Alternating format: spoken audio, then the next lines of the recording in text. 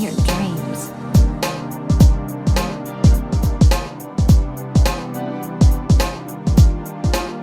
Hey, what's up? I pulled for the new Anomaly Mami Yanagi. Yanagi is probably one of my favorite characters to play in Zenless Zone Zero so far. She just feels so swift and fun to play. Kind of reminds me of the Raiden Shogun from Genshin Impact, but a little bit more on the on-field side. So far, I think she's a pretty solid character. However, she is kind of like an on-field DPS, so I do think she's kind of like an easy skip. Anomaly characters in general are pretty similar to attackers, right? They deal damage, they DPS. We do have an electric attacker coming soon. I think his name is Harumasa. Yanagi is just the waifu version of an electric DPS. If you want a waifu electric DPS, you pull for Yanagi.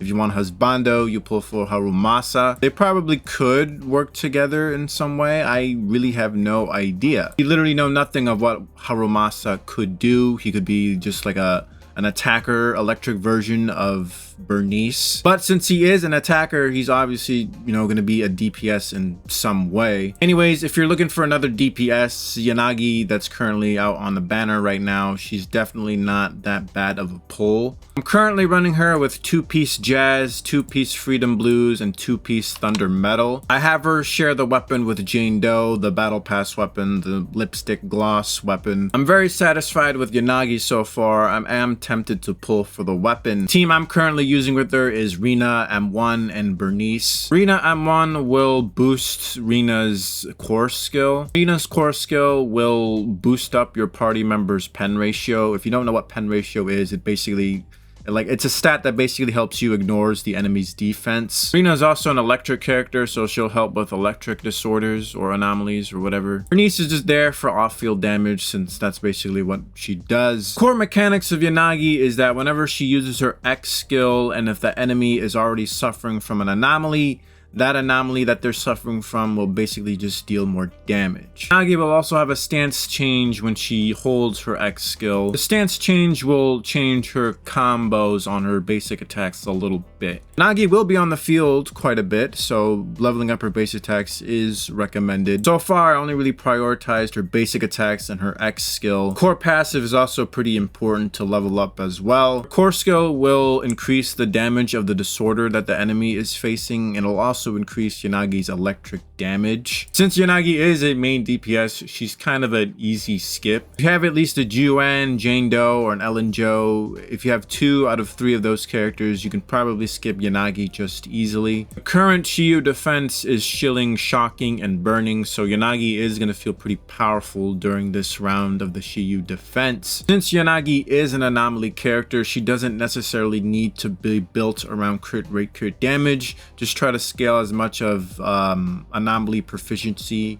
as much as you can. Yanagi's signature weapon, the Timeweaver, will basically give her a free anomaly proficiency after she uses her X skill. It will also increase Yanagi's electric anomaly buildup by 30%. This weapon is basically catered to Yanagi. It's her signature weapon after all. If you really want to increase the personal damage of your Yanagi, I do think pulling for the weapon will be a pretty good choice. Now, as for Mindscapes cinemas, they are also pretty good as well. If you're a low spending player, I think M2 might be the best stopping point. At M1, Yanagi will get this thing called Clarity, which will increase her anomaly proficiency if the enemy is afflicted with an anomaly. She can get up to 240 anomaly proficiency this way. At M2, whenever Yanagi uses her X skill, her electric buildup will be increased by 20%. She also gets an additional thrust as well, which will consume 10 more energy, and it will basically increase the disorder damage that the enemy is currently facing. If we compare Yanagi to other electric DPS characters, there's really not that many at the moment. We got Antoine, who's a 4-star character. 4-star characters are a little cope, but you can still clear the content with them. I think one complaint about Antoine is that he needs to be in his burst mode in order for him to deal any damage. I think Antoine will be much stronger if they introduce a character that's like electric Bernice, since he needs to trigger shock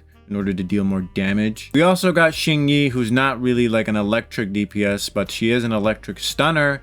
She does have like some main DPS capabilities, but the good thing with Yanagi is that since she is an anomaly character, you don't necessarily have to worry about crit rate, crit damage with Yanagi. Rina is basically a support character that increases your character's pen ratio. Grace is also another electric anomaly. I don't know what she does specifically since I don't have her. We do have another electric character on the horizon, his name being Harumasa, who's confirmed to be an electric attacker. I have no idea what he'll do specifically. We have no idea if he'll just instantly power creep Yanagi. He could be another potential teammate for Yanagi. But if you are trying to decide between Yanagi or Harumasa, you might have to wait a little bit until we get some more information about Harusama's kit. That's going to be the end of this video. Let me know what you guys think about Yanagi, and I'll see you guys later. Bye bye now. Come again soon.